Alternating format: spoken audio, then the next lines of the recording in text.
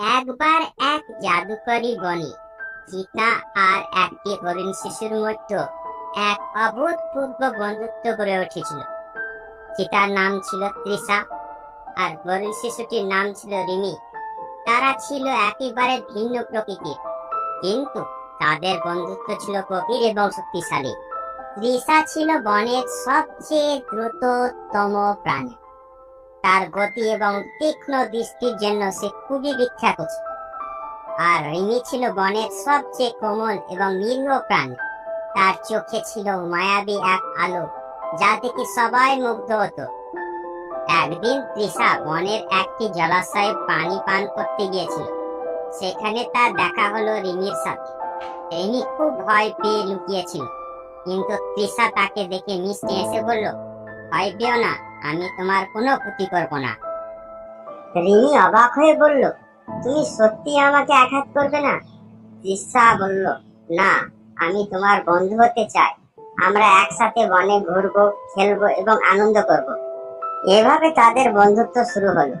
তারা প্রতিদিন একসাথে বনে ঘুরতো, মজার মজার কাহিনী বলতো এবং নানান ধরনের খেলাধুলা করত। তাদের বন্ধুত্ব দেখে বনের অন্যান্য প্রাণীরাও বিস্মিত হতো। একদিন তৃষা আর রিমি একটি গভীর বনের দিকে যাত্রা শুরু করলো। সেখানে তারা একটি রহস্যময় গুহা খুঁজে পেল। গুহার ভেতরে একটি বড় দরজা ছিল, যার উপরে লেখা ছিল, এখানে রয়েছে বন্ধুত্বের জাদু। তৃষা বলল, এই বলটি নিশ্চয়ই কোনো জাদু শক্তির উৎস।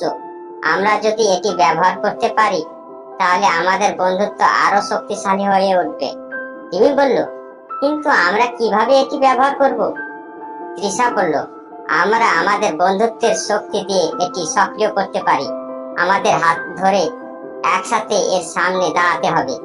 তারা একসাথে ক্রিস্টাল বলের সামনে দাঁড়ালো এবং হাত ধরে বন্ধুত্বের কথা মনে মনে বলল।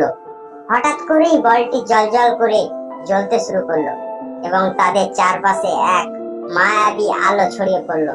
তারা অনুভব করলো যে তাদের বন্ধুত্বের শক্তি দ্বিগুণ হয়ে গেছে। গুহা থেকে বেরিয়ে আসার পর তারা বুঝতে পারলো যে তাদের মধ্যে এক বিশেষ ধরনের সংযোগ সৃষ্টি হয়েছে। তৃষা এখন রিমির সব অনুভূতি এবং চিন্তা বুঝতে পারত, আর রিমি তৃষার। এইভাবে তারা একসাথে আরো মজার মজার কাহিনী তৈরি করতে শুরু করলো। তারা একসাথে বনের অন্যান্য প্রাণীদের সাহায্য করত, যারা সমস্যায় পড়েছিল। তাদের বন্ধুত্বের জাদু বনের সবাইকে মুগ্ধ করে তুললো। একদিন বনের মধ্যে একটি বড় বিপদ নেমে এলো। একদল হিংস্র প্রাণী বনের প্রাণীদের আক্রমণ করছিল। সবাই আতঙ্কিত হয়ে পড়েছিল, কিন্তু তৃষা এবং রিমি তাদের বন্ধুত্বের জাদু দিয়ে সবাইকে সাহায্য করতে লাগলো।